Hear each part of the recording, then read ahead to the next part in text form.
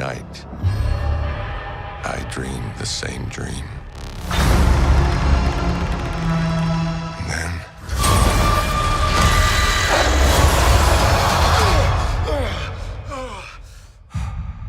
the nightmare begins. Benedict, how are you doing today? I'm all right, my friend. How are you?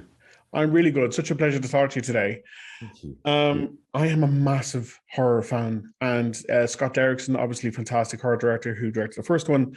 Sam Raimi obviously has Spider-Man behind it, but is one of the best horror directors around directing this one. When you were making this sequel, could you feel the horror, I guess, that he was bringing to it? A little, yeah. It's definitely got jump scares in it, which he brought to the Spider-Man franchise, I thought, brilliantly, especially the second film. And yeah, there are definitely elements of schlock horror as well. Scott Derrickson type horror, not so much. I mean, I have to be careful around this term. It's a very big family horror, as you know, as a horror fan. It can range from anything from, The Haunting of Emily Rose to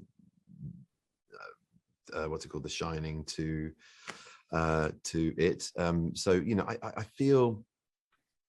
I feel a little bit like I've been, well, not me being set up before, but there was a statement of intent of this being the most scary Marvel film yet. I mean, what do you think is the most scary so far? And I'll tell you whether this matches up to it. I guess maybe the creepiest one would have been maybe around the start of Ultron when he popped out and he had like a creepy vibe to him. But there hasn't been a proper kind of more scary than that, than Age of Ultron. Definitely. That's good I would to say know. it's more creepy, and it goes into very dark realms and dark territory. And I'm no horror aficionado. I not being a fan. I'm not very good with them. I just stay up all night worrying and terrible nightmares. I really do. I'm very suggestible. So just every creak in the house becomes whatever it is I've just been watching, and it's pretty unbearable. But having said that, yeah, I would say don't expect an all-out horror, but a darker tone, some comic shock horror, and some good jump scares as well. The movie really like it hits the ground running, and from what I've seen in it so far, it very rarely takes a breath just to let people catch up, because it reminded me almost of the Terminator, where it's moving while it's telling you what's going on, which I absolutely adored. There's a little bit of that. I mean, there's a ticking clock to it, I guess, a little bit, and so that's important. But yeah, I mean, I think that it's an awful lot in one film, and I think it has to have that pace from the beginning.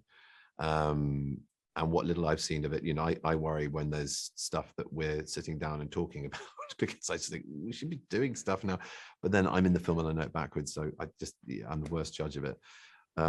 So I think there are definitely moments where you as an audience can catch your breath, and you need to. There's a lot to examine and explain and kind of absorb, but there is a sort of propulsion by the end, which is kind of great, like the last third, which was very much up in the air when we started shooting in typical Marvel fashion. It really comes together spectacularly. And in this, we are introduced to America Chavez, and then we have Xochitl Gomez, who herself is introduced to this world. So I kind of enjoyed the parallels of that actress being brought into the MCU as that character's being brought in from us. So like, were you, I guess, imparting any knowledge or any advice to this kind of MCU newbie, like this is what you're getting yourself into, like pros and cons of it? No.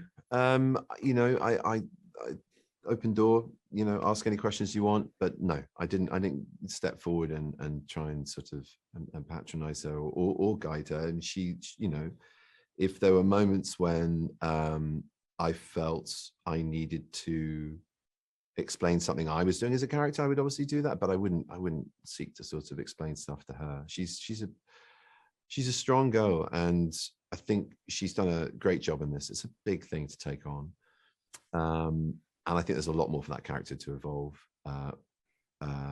in terms of its backstory, in terms of finding out who she is and her origin and all the rest of it. It's definitely touched on in this film, but yeah, we'll be seeing more of her. I mean, she's carrying a lot into this MCU, not least being an LGBTQ plus character, but also what she's capable of as that character. So it's just the beginning, I think, for her. And riffing with her, maybe she'll say differently. Maybe she'll say, "No, Benedict definitely gave me a note when I did that." I honestly, I can't remember, and I would like to think I didn't, unless I don't know.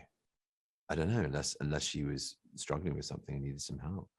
I think the one thing I always say to myself, and I might have shared with her, is just like, if you're finding something difficult, use it in your performance, somehow bring it in, because it becomes very oppositional. Well, even sometimes pushing against something helps.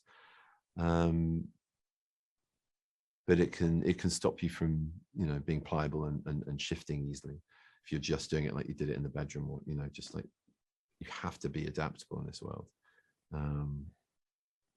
I say that to myself all the time, as I might have been mumbling something to her, and then we got talking about it. Because I'm always having to remind myself of that if I'm getting hung up on something, just to sort of let it go and, give it a try, or bring that agitation or that interest or that distraction in, Very important as well when you're filming, with all the bells and whistles that this involves, whether it's, a really bright light, whether it's a bit of tech, whether it's an actual ask for how to deliver a moment. But especially with the technical challenges, you really have to see through past so much stuff and see stuff that isn't there. You have to constantly kind of live in a realm of imagining circumstances, or just ignoring a lot of real circumstances to get it done, Absolutely. Benedict, thank you so much for your time today. Welcome. Thank you.